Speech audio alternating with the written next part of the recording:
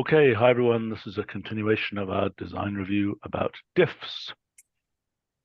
And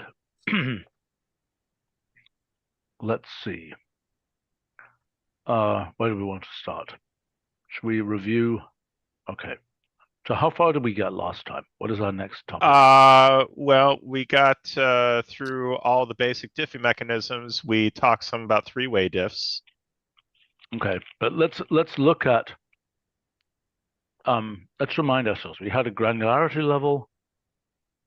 Okay, so right, that was sort of we'd be talking about generate diff, view diff, and so on. We haven't resolved that. No. The symbolic aspects of this, right? Right. Okay, because somebody, Glory or somebody else, can you please remind us where we got to last time? Glory wasn't in the last meeting, but it's actually the list of unresolved issues. If you just scroll down a bit, is summarized in that notebook. Okay, but let's not start with multi-alignment. I don't think right. Well, there's the third argument that was a point that's worth discussing. Okay. This is what I'm talking about. This is what we have to resolve first. Okay. Okay. Okay. So my suggestion is exactly this. Diff should produce a minimal viewer. Am I making sense? Because we all agree that diff on two big files, we don't want, the thing you want to see is something which is heuristically showing you the right things. If you want to get something programmatic from it, you should be able to do that. But the default thing is that it should heuristically show you the right things, which it's convenient to do in a viewer. Okay, so we've talked about two possibilities, that it produces just a neutral blob and that it produces a viewer. There is a third possibility, that it produces a blob that can become a viewer interactively. All right, I agree. I think the right way to do it, as we talked about last time, apparently we don't remember, is something like the output size limiter.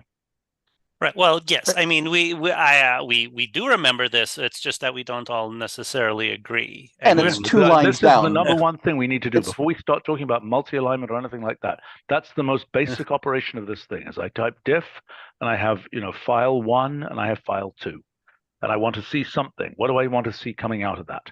Okay, so what I think we want to get is something which is, an appropriate viewer. So I mean, here's a question, which is, what does diff actually return now? I mean, it clearly formats as something, right? Right now, it doesn't return any particular thing. The thing it returns depends on the kind of view that is happening automatically. So it has some arbitrary head. Correct. That it doesn't necessarily survive reinterpretation. So I think that's wrong. I think what we should do here, this should be visibly a viewer with framing, rather than some exotic thing like this where we don't really know what it is. Okay, once you have a thing with framing, if you want a programmatic version of this output, you have to extract that as a property, and possibly it can have a raft or something. Well, I don't see why the programmatic thing. Well, I mean, I would argue that that should be a diff object, and the diff object should format as a viewer. But if I do lowercase diff equals capital diff semicolon, that lowercase diff should be a computable object. I agree. So as a reminder, we have two things right now. We have in the current iteration, we have a thing called diff and a thing called generate diff. I know. Which I think is wrong. Okay, we went through that last time. Well, I mean, the point being, you just said that diff should create something from which you can extract the object. I mean, I'm just... No, I'm saying this is what should happen. Diff should turn into diff object. Diff object should format as a viewer. Diff object should have sub-values that extract various computable things from it. And diff object itself should itself be computable. So, for example, I don't know, if you diff objects, it should do the right thing, and so on. Am I making sense? Yeah. Well, I mean, diff objects are computable right now. Fine. Then I think we've got. Does anybody Right. Sorry, object to this? sorry. I was muted. Right. I'm just saying yes. I mean, I feel like I'm acting a little bit of translator here, but right, basically the claim, Stephen's claim is that basically the formatting things that are provided by diff should just become format values of diff object. Which are the default thing that you see. With an appropriate heuristic, diff object should display as the thing you're likely to see. Yes, at least in some cases, right? Right. If it's If going it's to too be complicated, then it will just say, just like we do with any of these things, right? If right. it's too complicated, we just show the blob. Yep. So, a case like this, it would probably format with framing, basically. So, I mean, one of the things that I worry about is, with anything along these lines is what happens if you end up with dozens or more of these things on screen at a time. Good question. It calls to mind the struggles that we had with having a summary blob for, I think it was for Polygon, Yes. that actually rendered a thumbnail of the authentic Polygon, and in doing so, burned a lot of computation. Okay, so we have to make sure we don't do that here. Just like the output size limiter obviously doesn't blow everything up by actually rendering the whole object. Okay, so here's a different possible issue. So we have this diff object, and we have these different views, right? The same, right? The same diff object can right now we take generate the output of generate diff, and then we give these different views. Now, if we have the one diff object, how do we tell it to, go a different, use a particular view. Yes. Well, okay, so I'm saying that diff object by default, okay, there might be an option to diff that determines what the default kind of attempted diff object formatting should be. And I say attempted because if it turns out that the thing kind of is giant, it's not going to show the whole thing. See what I'm saying? So I don't know whether that's an argument of diff or whether it's a diff format arrow whatever option, if you get what I'm saying. So I just realized something which is kind of fundamental to think about here. Many diff viewers allow you to see context, including deep into things that aren't different. Sometimes it's just there by default. Sometimes you have to expand it. So a diff object doesn't carry the original objects around with it, and if it did, it would potentially be very large. Except that it's just a pointer. Pointer to what? Well, look, listen. If you say diff of two files and they differ only in one character, the diff object is okay. You're saying that the current diff object as you have it doesn't carry those files in it. Exactly. And it shouldn't. it carries around a small amount of context information, but that's potentially tiny compared to the files as a whole. I understand that. But whatever it was that you asked it to diff, okay, so, well, what is your solution? I mean, somewhere you've got to be able to get that context. So somewhere it's got to be available. Well, what I'm concerned about is that may suggest that a fully general purpose diff viewer, which could be different from what we're talking about here, but a fully general purpose diff viewer might not be the diff object. It might be a different thing. Okay, I don't agree. Okay, it's the same thing as the issue we've had in videos, for example. Is the video in line or not? Right? Or is the video referenced somewhere else? Right, See but what I'm saying? what if you're I don't diffing- agree. Yeah, what if you're diffing two notebook objects? Those are inherently ephemeral. I understand. So you have a choice, just like you do with videos. You have a choice. You can burn more memory and make sure that it's local, or you can say There's no such thing as a right. I mean, right. Notebook objects are inherently right. They're things that only exist in RAM, right? You don't have to. I can always get the notebook object. Yeah. I can say notebook get, and I can get it as an expression. Right? It's the exact same thing as we have with videos. In fact, that's a very good model for this. See what I'm saying? You know, if I do, okay, look. Typical thing, right? We all know this. We say, actually, I could do this with a too big, or I can do it with a data set, or whatever. It's a bad example because it isn't big enough. Oh, come on.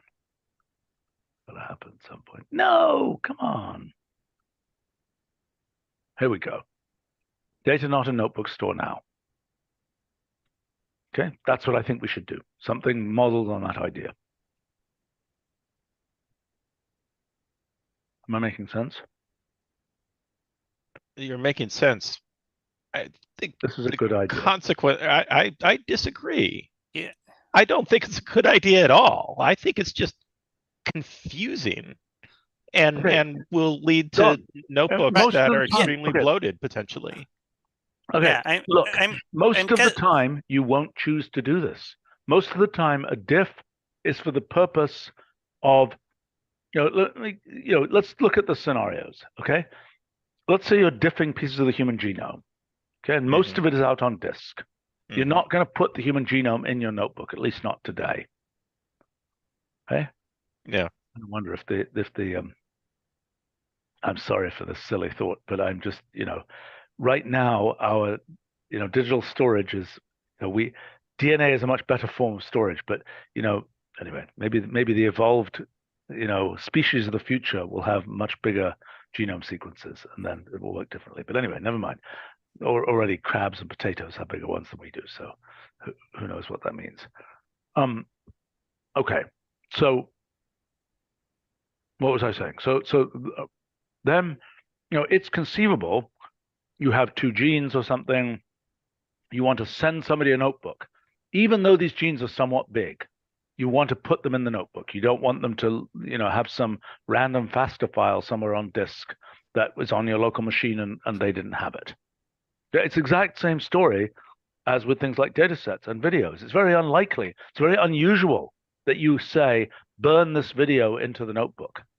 But occasionally you do it because it's more important to you to have transportability than for it to be small. Well, note that it won't be transportable in any usefully computable way. The only way in which it would be transportable is that you would be able to use the viewer to see the same thing. No, well, yes and no. It depends. The actual diffs may be what you want to compute things with. See what I'm saying? And the actual, you may want the actual object. Right, but and you'd be able to get that from the diff object? I would think so. I would assume that if you store the whole thing, can you from the sum of numbers get all of the original numbers that went into that sum? That's very bizarre. No. So look. Why not? Well, but you're saying you want context. If you want context, you can just run the diff in the two different directions. So as a part of viewing, yes, but not as a part of the object. Right. I mean, right. If I send Linus, a diff of the kernel, right, and that's however many hundreds of megabytes or gigabytes at this point, but the diff object itself is going to be what, like possibly under a kilobyte, but having the but that doesn't change the fact that there are operations that need both the original and the And so the reason that works is because you're referencing the original, and it's the generic Linux kernel that everybody, that's out there on some URL. If you didn't have that, you wouldn't be able to do this. So as part of the viewer, yes, but not as part of the object. Right. Exactly. Oh, come on. Look, why? No. Look.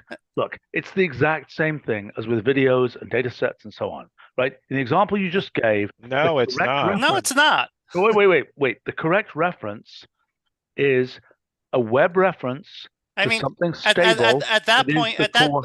Stephen, at that point, why don't if somebody has the two objects, they can run the diff and compute it themselves. I understand. So then what's the point of burning them into the diff object? I can don't just know. send it. I I think can it just will send be them. useful. I don't know, but I think it will be useful, particularly for these more computational uses of diffs that aren't for file viewing. I don't think there's anybody here who agrees with you. Well, I think most people are silent. So okay, I'm pretty Well, sure. let me point out. Let's not address this any further. Right? Go ahead. I just wanted to point out that the current diff functionality has an option that lets you include the full expressions if you know what you're doing and you really want that. Okay, obviously, fine. if the expressions are so large they don't blow out the notebook file size. That's fine. So it's just an option. It won't be the default. It's not what most people will want.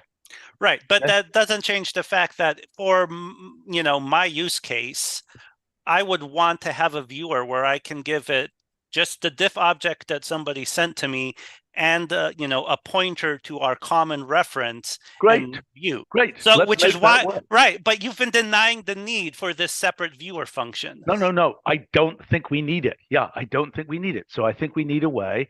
Okay, come on, let's think it through. I'm really sure I'm right here for once. Always a bad sign. What's that? Well, yeah, we've been there. Okay. I'm really sure this is the correct way to do it. Okay, so what I'm suggesting is, you do the diff, you get this thing which is a viewer. Okay, now you say, but I want to give somebody sends me a diff object. Okay, I want to remerge that diff object with a new option to the diff object. In other words, you've given me the diff object itself will come with a base pointer, so to speak. Okay, you see what I'm saying? It won't be called that, but let's say it's called base pointer or source pointer, source reference.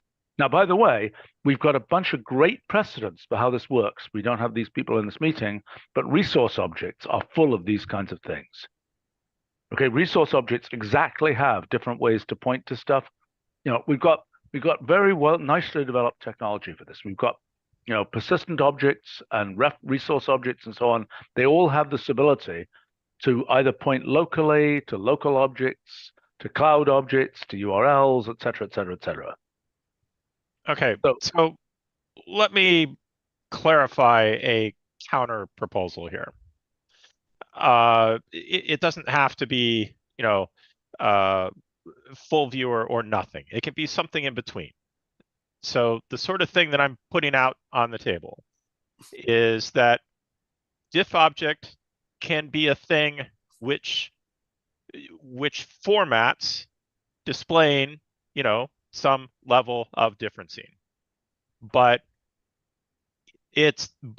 what that formats into isn't the full featured everything you might want to do viewer. Why not? I don't understand. Why not?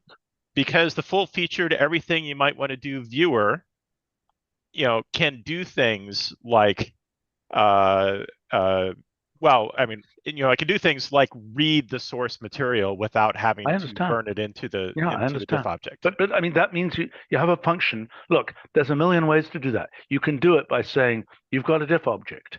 Okay, look.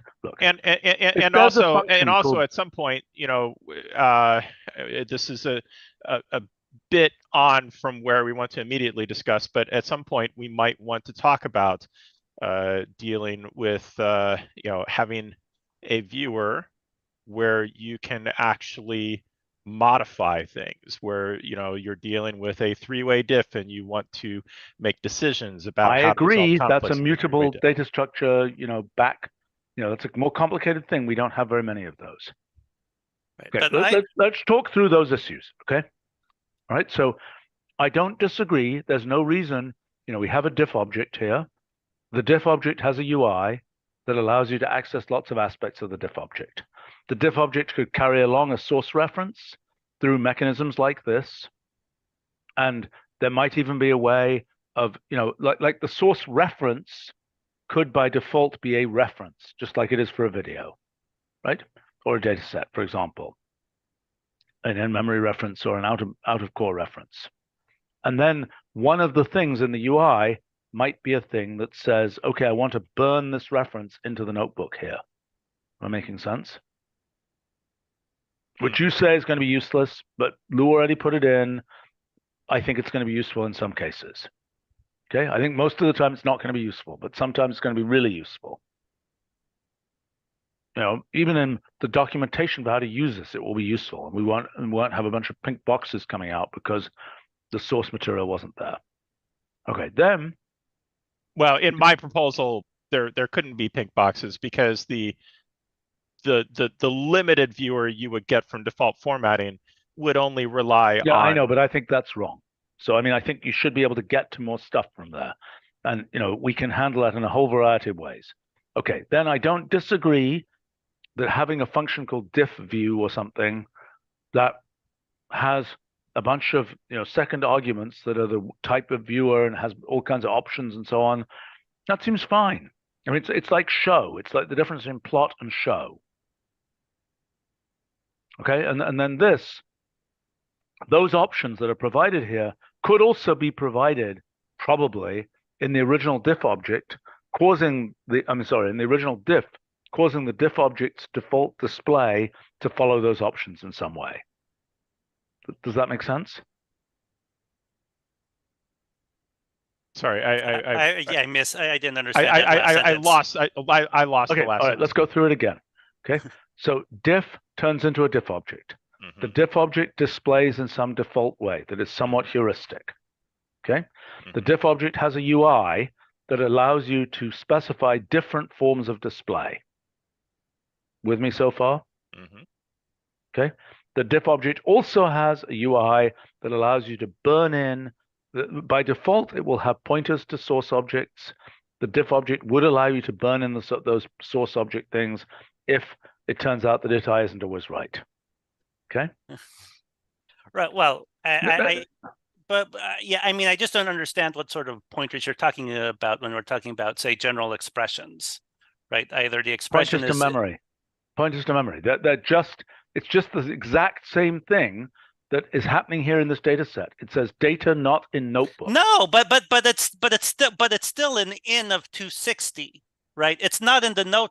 You're worried only about notebook size. I'm also worried about, the object itself. In of 260 still has a million elements. Fine. So in another case then is its file of, or something, or the directory of the whole Linux sources, right? That's the other possibility for you, right? And so burning that into the notebook is kind of a bad idea because it's going to read it all in and it's going to put that in literal form as characters in the notebook. But by default, the pointer will be to an external file or an external URL. You're still not addressing the point that I'm making, which is I am worried about the full form of diff object, right? I understand. If you burnt in the complete Linux sources there, you would blow yourself up. But I'm not talking about the complete Linux sources. I'm talking about, right, this can, diff 2 lists and 2 strings. Yep. And, either the, you're talking about a situation where either the, Okay, the types look, I object think I doesn't understand what you're concerned about. doesn't I round don't think- trip or Yeah. Okay, look.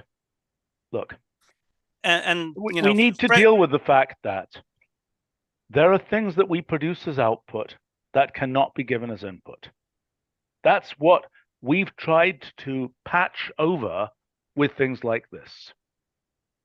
Right? If I took this and I just put it in another notebook, for example, it would not work as input. Same thing if I hadn't done this, right? Same thing with many other structures that we have. Okay. You're commenting that the same thing will happen here. I agree. No, that's not what I'm commenting. Okay. I'm commenting that I believe the full form of if I do diff of range of 1,000 and range Yep. of 1,000 of 2 comma Yeah. a Okay. million We can 2, both imagine that the right? full form of the diff object should not have 2 1 million element lists in them. Okay. All right. Okay. Because there's an efficiency hack. You want to make sure that for example, okay. So in this case, right? Okay. Reasonable display there. Okay. Reasonable display. Now, what's the input form of this thing? You want generate diff to look at the diff object. Itai's concerned about the diff object. That's just silly. The fact that there are 2 functions there. It's just silly. Steven, hey, we're having a design discussion. Don't Okay, go okay, around okay, calling okay, things okay, silly. okay. I'm just getting frustrated because We are having, I think, all right, reasonable all right. disagreements. So All Itai right, cares all right. about the input form of this. Is that Okay. ready to you? I Go don't ahead. want to see 2 million additional elements. I agree with you. I agree 100%. Right, so that has nothing to do with the store and notebook object. In the store and notebook, right? This is purely 263. a kernel evaluation question. Has nothing to do with Wait, notebooks. why? 263. 263. The diff object, the input form of the diff object. That's what I just did here. No. Yes. Oh, yes, there, yes. Right. I'm but concerned showing about that okay. thing.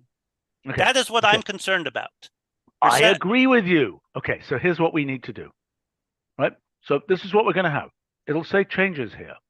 Okay? So one of the things it might say is, left source or whatever the heck, I don't know what you call it here. Left, or before source or something. Okay? Before source, arrow, URL, blah, blah, blah, blah. But there's no URL here. Don't give me nonsense. I'm talking about this. I'm talking about this case right here. Okay. There You're can't talking be, about the case by memory. default, before source should not be in this association. Okay, so I think I agree with you. I think this case we're out of luck. There's no way to record something. Once you've done the diff, you've lost that input there. You've lost that. If you wanted to save it, put it in a variable. Okay, I agree with you. On the other hand, if that had said video or something, or cloud object, or if the case I'm interested in would be, if this were a Git object, and right, I would want it to record the Git repo and the SHA. Yes. And because then that's something I can send to Jose across the hall, and he can do something with it without copying all the kernel sources. Exactly. So I'm saying when there is this is again the diff object in the case where it is just an in-memory expression, before source is going to say missing unavailable or something. Okay, I can live with that. Yeah. But if it can have something that's a meaningful pointer, it puts it in there. Okay. And I think the UI should allow the possibility of burning it into the before source as an explicit expression. I don't know how that's exactly. And and if you do the wrong thing there, then that's stupid and whatever, but sometimes it's going to be useful. Yep. And we've long allowed you to shoot yourself in the foot if that's what you really want to do. Indeed. Right. Okay. So now, all right. So let's go back here to the question of, and so by the way, this deals with the question of whether the diff viewer can have access to context. Now, by the way, Okay, so one of the issues here is you want to be able to give something a reference to this expression without it being in the serialized form of the diff object. See what I'm saying? Well, So- you want it. I don't want it, but No, you guys want it. You want to be able to show context. Right? So in other words, if this is range of 1 million, right. okay, I mean, the problem is the diff object itself for us in memory, it doesn't matter. Range of 1 million, it's like, who cares? It's just a pointer in memory. The problem is that when you serialize it, you will see range of 1 million and there as an explicit list of 1 million numbers, and you don't want that. Yeah, right. Okay. So the problem is that there is something which has an expression level reference, but you don't want it in the serialized form. And that's what you were doing with the generate diff object, et cetera, which I think is the wrong way round. Okay. Now, what you're also adding is the idea that I might want to, in the notebook, view this diff relative to this expression, which is in memory, which is big, which I don't want to be part of the serialized form, but I still want to view things relative to that. Does that make sense? Yeah. So one of the questions here is, I mean, but yet you think that it is a better thing to be able to copy the diff object, stick it in an email, which I don't disagree is a nice thing, as opposed to having to say export or having something. Well, here's a question. Mhm. If this diff object were essentially a graphic, not an actual graphic, but something like a graphic, and I copy it and I paste it somewhere else, clearly by clipboard magic, it's going to do the right thing. We hope, yes. Right? So in other words, imagine that, I mean, in memory, there's no problem with this diff object referencing range of 1 million. Doesn't matter. It's fine with that. The problem is if you try to serialize it and copy paste it into an email, it'll blow things up. Does that make sense? You're right. I mean, I suppose theoretically we could replace it with like a weak perhaps we could do something like a weak cache and a pointer, a key to a weak hash table. So it'll be small in serialized form, but still, as long as you're in the same session.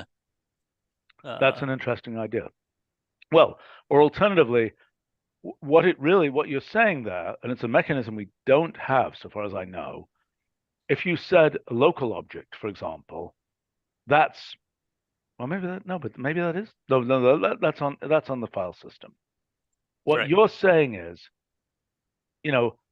that it is a thing, which we don't have this mechanism really, do we? Like an internal object, where that internal object is resolvable. Surely we have this mechanism somehow, where that internal object just, you say, make something into an internal object. Fine, it hands you back a UUID. Okay. And then we have this, we have expression objects. We have something like this, okay? It hands you back a UUID. You stick that UUID in your expression. Were you to need to resolve the thing, it would say, okay, do I have this UUID? Is it still valid? Am I in the right session? If no, then sorry, can't find it. If yes, here you are. Does that make sense? So, and my claim has been that's potentially useful to preserve the viewing operation, but other operations, I mean, one of the big operations that you're going to want for this beyond viewing it is, of course, applying it. And in applying it, the source information doesn't matter. I mean, you actually don't want the source information Yeah, that's because fine. So then ignore the UUID. I mean, if the UUID is before UUID if it's a thing called, source UUID or something, or source pointer, whatever it is, and that pointer is to a UUID thing, and that UUID no longer resolves, well, then you're cooked. If you don't care about the UUID, well, just don't look at it. But it's not taking up a lot of memory. Yeah. Mm-hmm. And so, that means the default view will be something that should be recreatable from the diff object minus the source information. So that's, I refer to this limited diff view as opposed to the full diff view. Full diff view requires the source material, but the limited diff view doesn't. They can just work with the information actually in the diff object. And obviously, for the before source is something that needs to be resettable, because one of the most common operations in a Git workflow is to take the same patch set and apply it to different SHAs and see what results. Okay, so the question then is, given a diff object, what is its subvalue? Does it subvalue? Do we actually treat a diff object? Do we actually not make it a diff object, but call it a diff function, and have the diff function be something that actually is, applies? So, by the way, you can see what's implemented today. Lou, right? It just takes properties and you can see it. Is that right? Yes. Yeah. So just, type in bracket properties, bracket after that output, or percent, whatever. Yeah.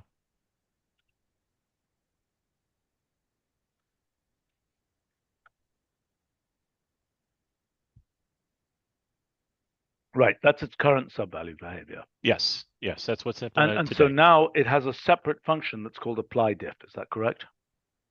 Correct. Yes. It's not obvious to me what's right. I mean, I think this is not obviously wrong. I think it's I just don't know how common. I mean, if you had a diff function, how cool would it be? Or do you not care?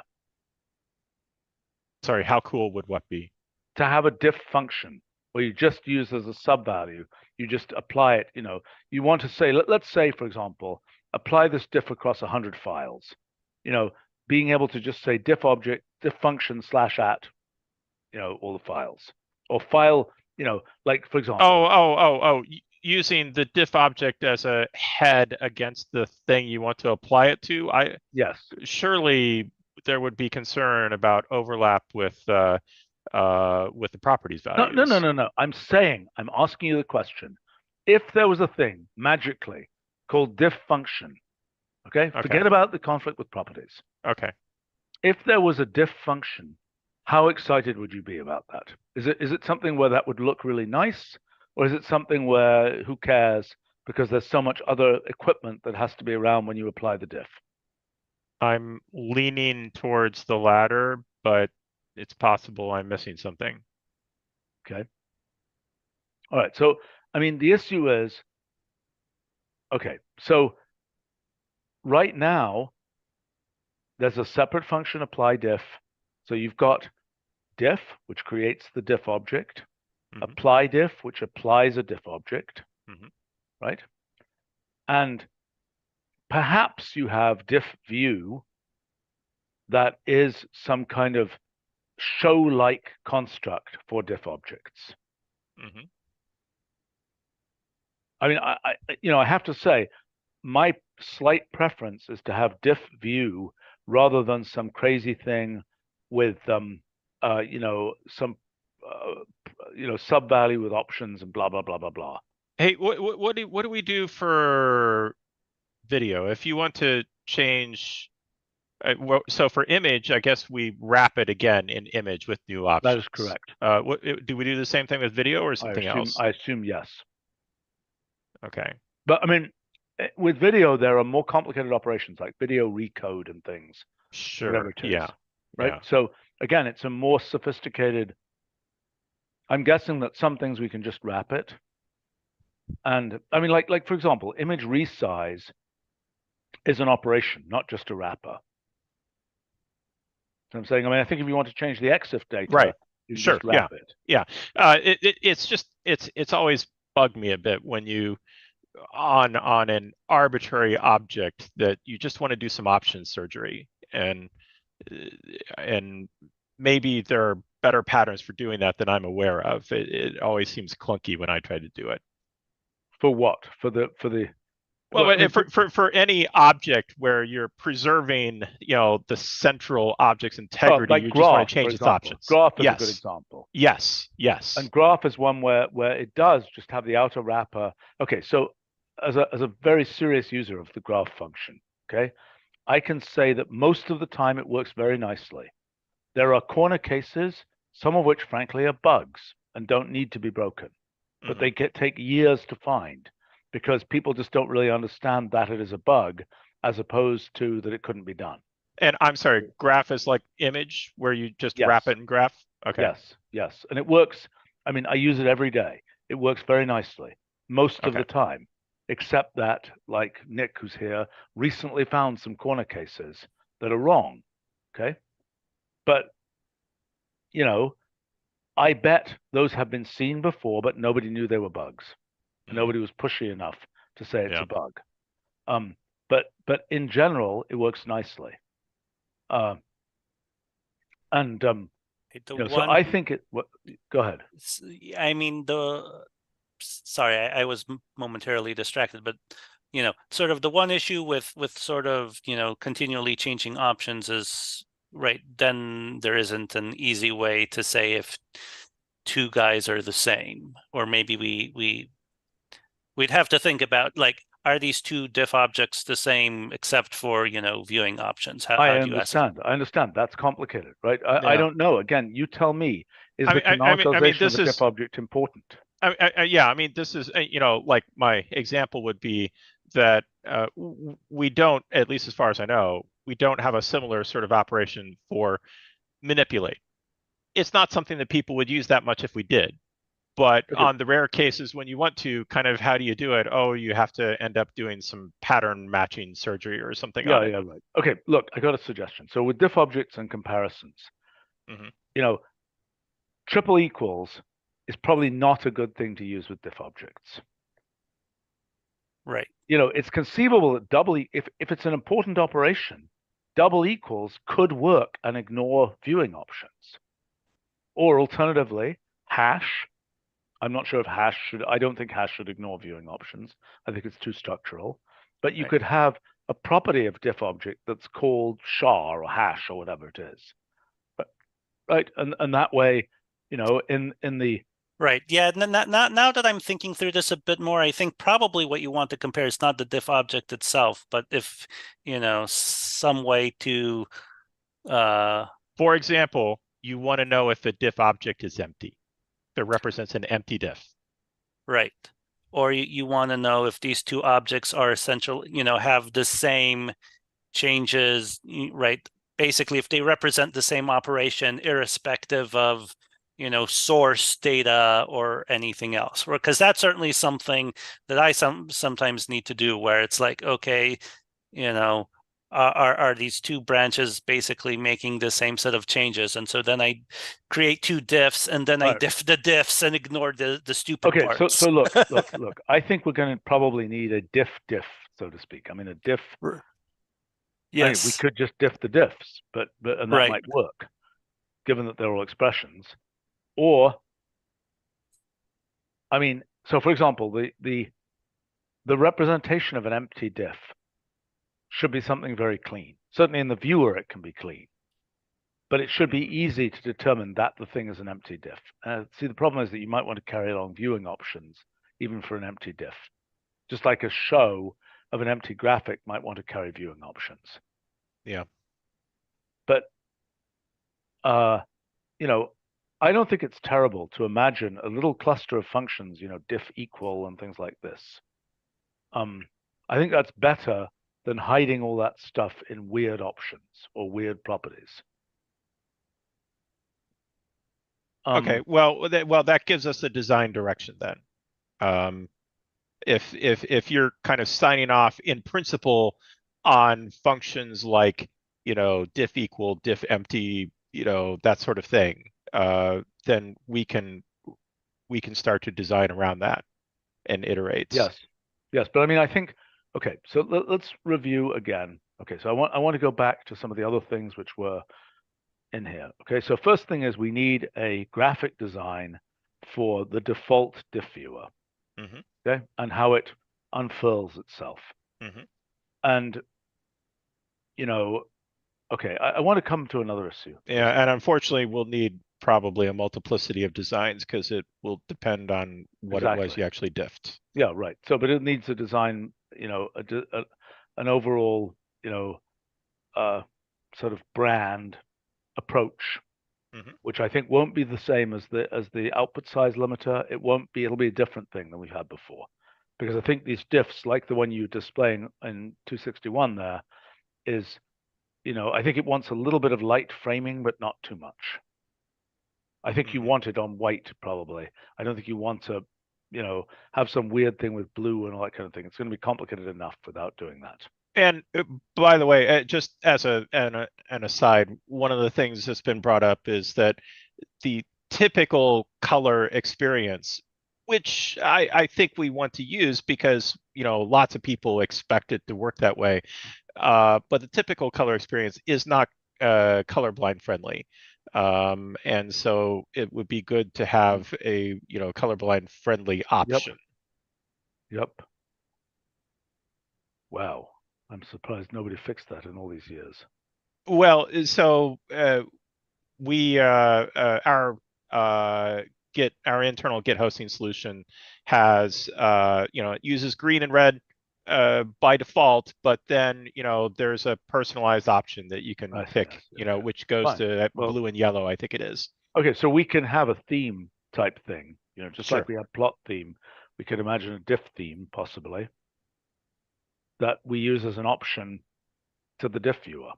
Which I mean, my claim is that most of those options, like diff theme, let's say, which I don't think would be a stupid thing to have, can be both options to diff itself and options to the wrapper diff viewer to be applied to the diff object. Now, what I'm also interested in is when the diff object returns, some of these things like removals, some of them are just purely lists of things, but some of them need structure themselves.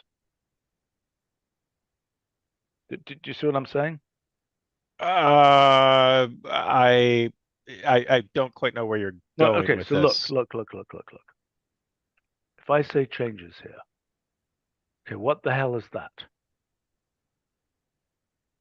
So that is the changes element of the association from the second argument to the diff object. But what I'm saying is, so I can describe what all these numbers mean if you'd like. No, I'm not interested in that. Okay. Well, I am at some point, but I mean, the point that I'm trying to make is there's yet more structured stuff here.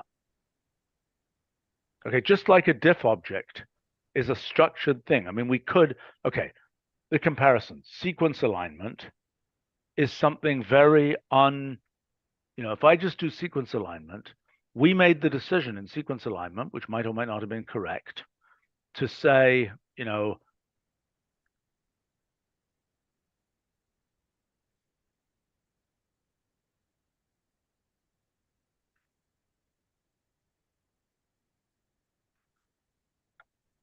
okay, that's a sort of incomprehensible thing. Okay, it doesn't have structure. It's just, you have to take it apart yourself. Am I making sense? As opposed to something that's a whole association with, because in wherever it was, in this form here, right? Okay. This is part of why we've been having a bit of trouble tracking, because by structure, you mean, at least in part, you mean human comprehensible structure. Yes, I think I mean that. I mean things where it is self-evidently easy to go in and write code that does it. Whereas here, I mean, I've done this many times with sequence alignment, of writing something that, for example, puts these things on top of each other and so on and so on and so on. I'm saying, I mean, so in other words, I mean, I might say something like, I mean, I don't know, what would I do here? I would say, if it's of depth 2, stack it. Is there an easy way to do that? If I say column of the whole thing, it's going to be, well, I mean, okay, so let's say I say, no, it's not, there's not really an easy way to do it. I have to say if depth of hash greater than 1, column of hash, otherwise hash. Well, that did the wrong thing. Depth greater than 2, perhaps. Okay, something like that. But that's kind of messy. Am I making sense? Mm-hmm. And so, I mean, there's a trade-off here of some things when it's just a list of,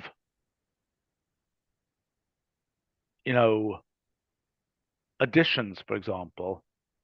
Okay, so I assume additions, maybe it isn't. Maybe that's complicated too. Oops. I see. Well, I don't know what I would have to do to get that. But I mean, is that going to be a complicated thing with a bunch of detail in it? Or is it just going to be a list of additions will be the pieces of changes that represent additions.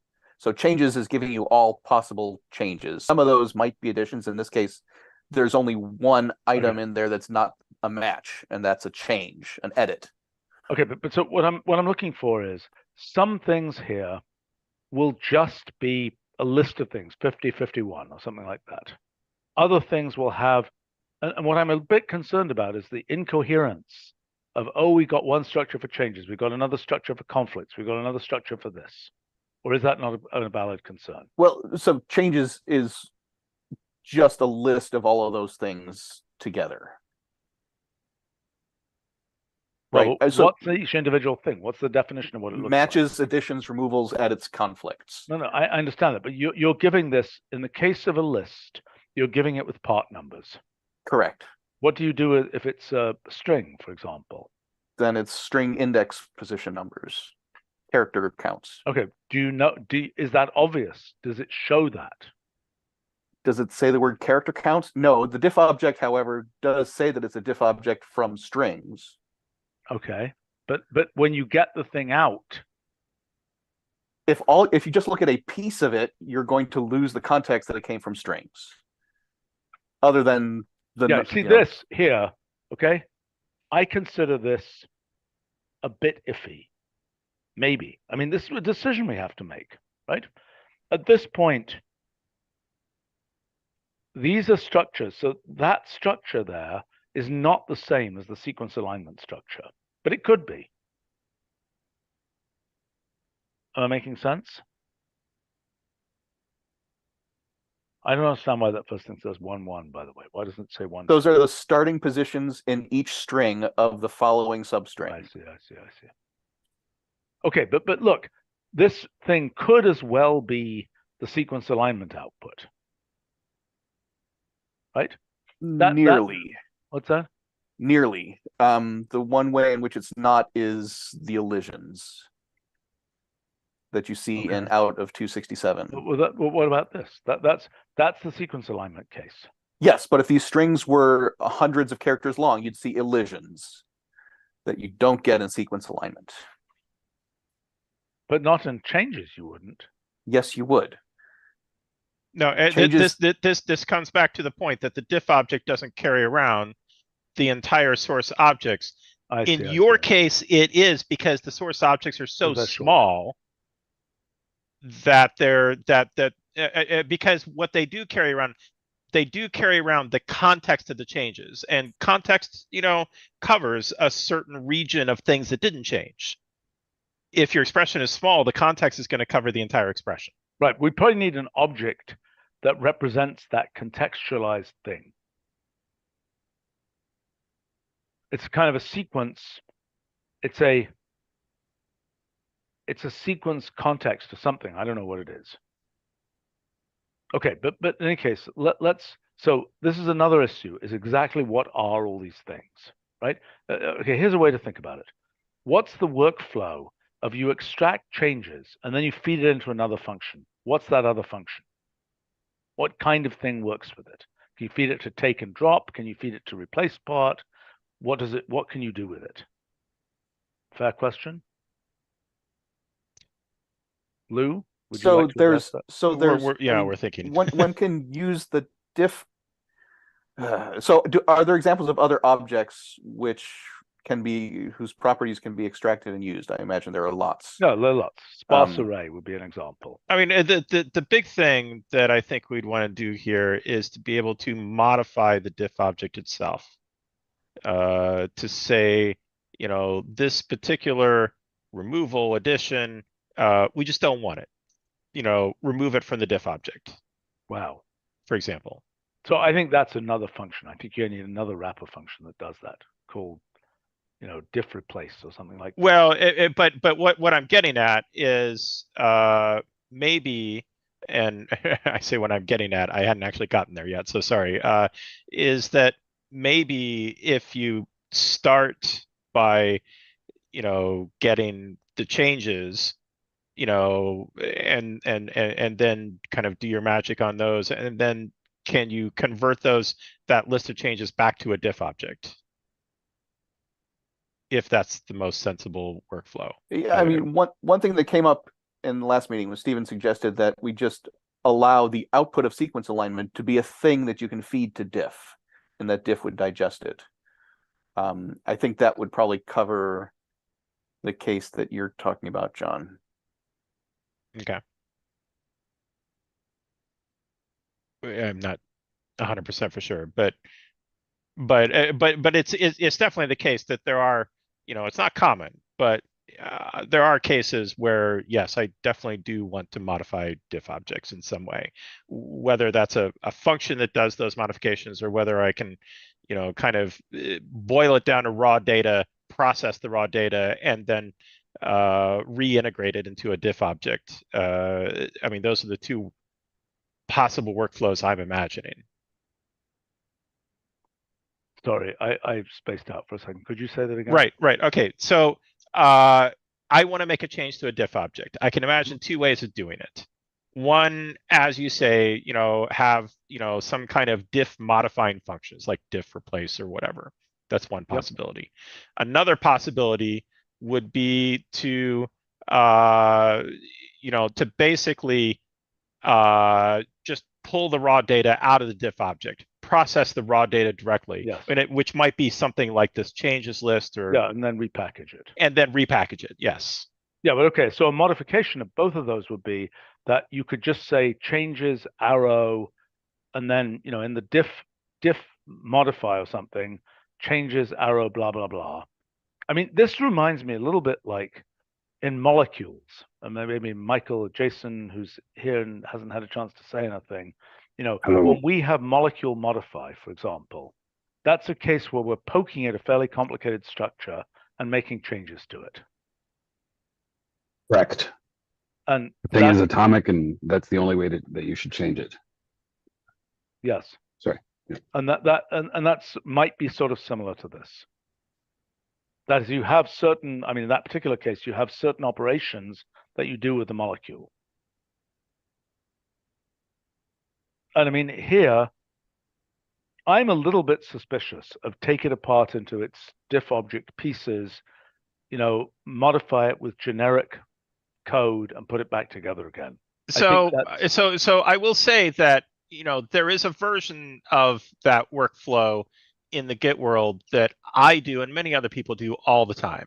I literally do it on a daily basis, which is to say that I have made changes locally to my source code. And I am going to package up those changes into a commit. Now, the most common workflow is I just add all the changes to the commit, and it's done. Everything I change goes into the commit. But there's also a very common workflow where you say, I don't want every change that I made. I want to split this up in some way, or I just want something to not go in at all. Maybe I have a bit of debugging code I don't want to remove, but I don't want to commit it either. Or maybe I've made changes which kind of logically make sense as 2 commits, but I wrote them in one go. So I kind of now need to, add some pieces to commit 1 and some pieces to commit 2. What happens when you do that? What happens to your local copy? When you make one of those commits, does the local copy then rearrange itself to be a diff relative to the now committed code? Well, so Git has 3 areas that are relevant to this. It has the working directory, which a commit operation will never touch. The working directory is just that's where I'm editing. That's where my editor is pointed to, is the working directory. Okay, so then it has the commit store, and obviously when a commit is finished and done, it goes into the commit store. But then it has a third area called, confusingly, the index, or to use a less generic term, some people have tried to rename it the staging area. And the staging area is basically where it keeps track of the commit that you're intending to create. Yes. And it's by effectively moving, these diffs, possibly in their entirety or possibly a line at a time, into and out of the staging area, that you're declaring what the next commit, what the contents of the next commit are going to be. And there are, options to allow you, right? So you can compare the index to the working tree. You can compare the index to the commit store. You can compare the commit store directly to the working tree, etc. So we should learn from that. But I always want to raise a different. And I should say, it's not the easiest thing. When you have people who don't have a lot of experience with this, kind of walking into it, this notion of kind of 3 different areas holding your code, it's a bit confusing. It's the kind of thing where you have to learn the tool and really kind of to appreciate its power. Okay, but one case that you have raised is modifying the sources. That is clicking through whatever and saying, do this, do that, etc. The process of moving things into or out of the staging area. Yes. Okay. So let's say in the diff viewer, okay, so I just want to think this through for a second, whether we can do something without it being mutable. Okay. And what our analogies to that are. Well, and John, in your case, you're not actually changing the diff, right? You're selecting pieces of the diff for the staging area. That's correct. And you're not selecting other pieces of the diff. I mean, in essence, I'm creating a second diff from the first diff. Okay, so may I make a suggestion? So let's say you have this diff object which is displaying in the diff as a diff viewer. Okay. Then you go in, you start editing in the notebook. You click. Okay. Why not copy down? And why not allow you to actually edit, in the diff viewer? And if you hit Shift Enter, the thing you get is an edited diff object. Okay, I'm not opposed to that. Except it's going to be a bit of a high wire act to implement. But aside from that, I understand. But I mean, I'm not opposed to it. But I'm also rooting for a programmatic way to do the same thing. Absolutely, I agree with you. Okay, but in the clickety click, I want to take this one, don't take that one, and so on. But programmatically, you might say, I want to take all these diffs that have this feature. But there are things which are not going to be easy to do programmatically. There are things that are not going to be easy to do by hand.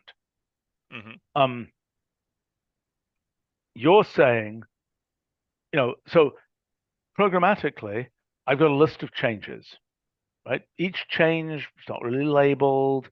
There's just a list of them. I want to take changes 3, 7, and 18. Yeah. Okay. So I agree with you that some kind of, it's basically a diff to a diff. It's basically an explicit as opposed. Okay, the thing. Okay, so one way to think about it would be that you write a diff object by giving a minimalized association. So in other words, if all I do is to say diff object of the association changes arrow, 5 goes to whatever it is, whatever the heck it is, okay? Mhm. And then the diff object puffs itself out by canonicalizing in some way, or maybe it doesn't. Maybe basically what I'm looking for is a diff apply of that diff object to your diff. I don't know that that's the right way to think about it, but that would be one possibility. I don't know if it is or not either. Right, but I mean, then the other possibility is that there is a diff change, diff modify function that takes, just like molecule modify, takes certain kinds of, things you might want to do to a diff, so to speak. Mhm. And, maybe there's a definite list of them, maybe there's an obvious syntax for it, I don't know, but that's the other possibility. So in other words, there's diff apply, which is take an expression and apply a diff to it, and there's, some kind of diff change that changes the diff itself. The fact that those have to be different is disappointing. Yeah. And I mean, here's another argument. Here's another possibility. By the way, would it be helpful? I kind of came up with, I think, a pragmatic example, if it would be helpful in terms of how to think about this. Go ahead. So imagine you're doing a notebook diff, and imagine in your copy of the notebook, maybe you make notes to yourself, and in those notes you add a private cell tag. And so now you want to send those changes to someone else, but you don't want to send the private stuff. So you basically say, look for any additions of cells with a private cell tag and remove those from the diff object. Yep. Yeah, it's a good example. So, I mean, to make that as easy as possible, it'll be a delete cases or delete key or something like that. Yeah. Delete cases of this thing. And if that's nice and easy, then we're in good shape. But the thing that concerns me is that thing at line 267 there, the thing, things like this are comparatively hard to deal with, as I showed down here, right? Sure. Yeah. And so that's really the question, is how straightforward can these things be so that you can just run delete cases, which is, again, this question I was asking before. Given the object that comes out, what are the functions most likely to be applied to it? Yeah. And my example, frankly, was one of the simpler cases. You kind of designed that way so the example would be comprehensible, but was one of the simpler cases one can imagine. It's, it's only looking for additions. Yeah. And basically, if you don't like the addition, you just throw it out, or it might be in the middle of 3 or 4 other additions, so you might have to surgically remove it from a sequence of cells. Right. But yeah. So I can imagine in the case of notebook diffs that you'd say diff of these 2 notebook objects. Mm-hmm. Maybe there's even a menu-based UI for doing that, I'm not sure. And the viewer would initially show you kind of a window onto a newly created kind of diff notebook. But presumably you could pop it out so that you go to the left notebook, the right notebook with markup on it. Mm-hmm. And of course, if you got that raw diff object and in a place where those notebooks were no longer accessible, you're toast. Yeah. Yeah. I'm gonna have to wrap up here in a moment, but yeah, I did want to kind of bring us to a conclusion with a few questions about next steps.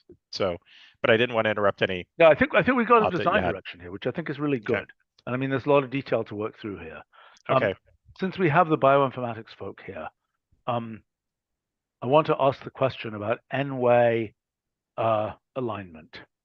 And just a reminder for me, multiple sequence alignment is this thing, right? You have many sequences and you're asking what their relative changes are. Is that a true statement? Yes. Or you've got one little sequence and you want to find it in a whole You want to find a host of other sequences that contain it or contain portions of it. Right, let's talk about That's probably the more common scenario. Okay, so we've got. Give me something really concrete. We've got the cytochrome C gene of a gazillion animals or something, and we are trying to ask the question: how do all these differ, or what? What is the question we're asking? No, the typical question is: here is a DNA sequence, a small one. Where in this 5 million sequences do they occur? And the other ones are typically much longer. Okay, so I mean, it's what's the real case of this? It's like saying Protein got- folding.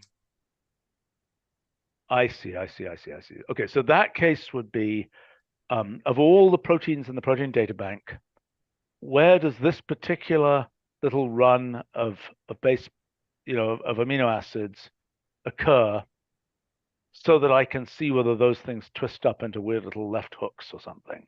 That's a little bit simplified. In reality, you allow for a lot of things to be included and still want to count them. But yes. What do you mean included? Like, you mean it's only an approximate alignment? Correct. It's not sharp. Yeah. It's not what? Yeah, it's not 1-to-1.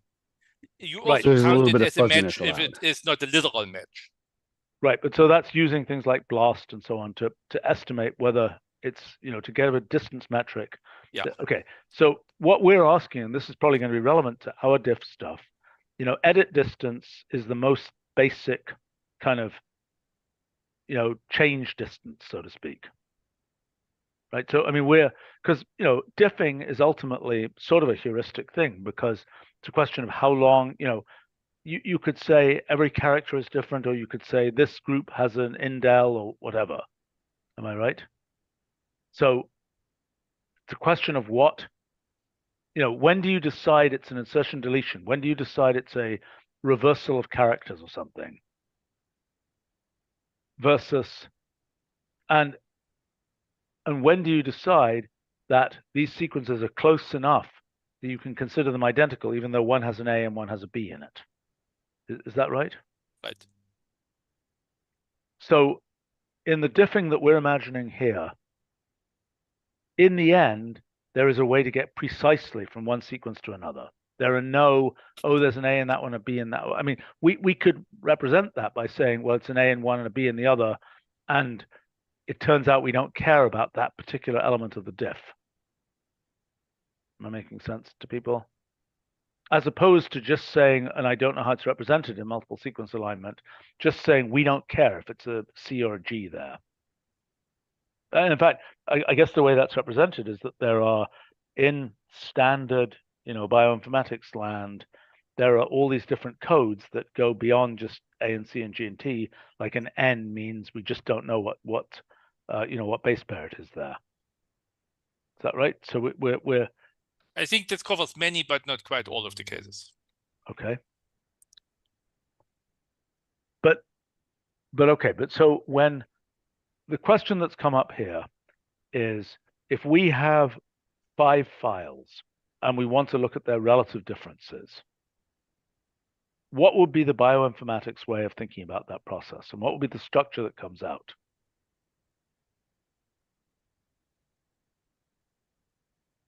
Because, I mean, maybe it's just like our sequence alignment function, which can only work with 2 sequences, can't it?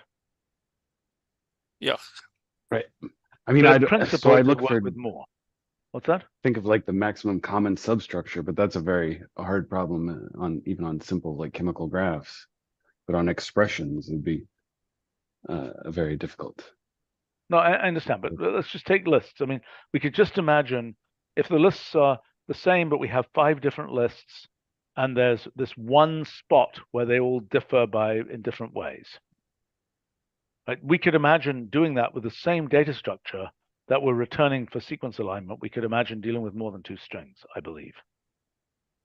Does that make sense? But it's important that the structure that Lou has developed with changes and things like that, I don't think that will work with more than 2. Lou might want to comment. It already works for 3. I mean, it's just if you I mean, we can talk about the details if you want, but it's extensible to arbitrary numbers.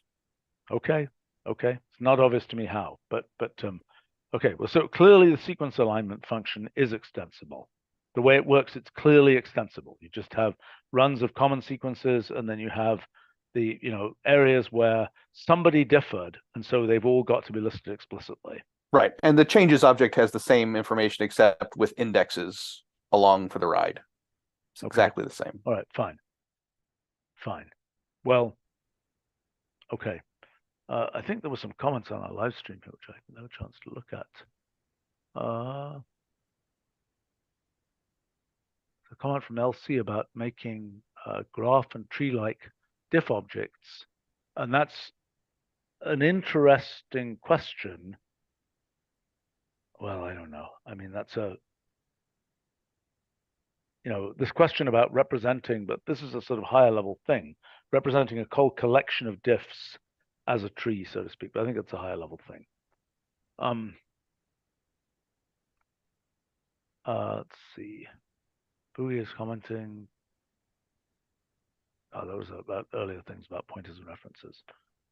All right, I think we're making really good progress. This is great functionality. So, I wish we'd had this decades ago. Go yeah. ahead. So very quick. Next steps. What should we do before you see this again? Think through the design as we've discussed it. Try and get some graphic design around the what the diff viewer looks like. I think those are all good places to start. Okay.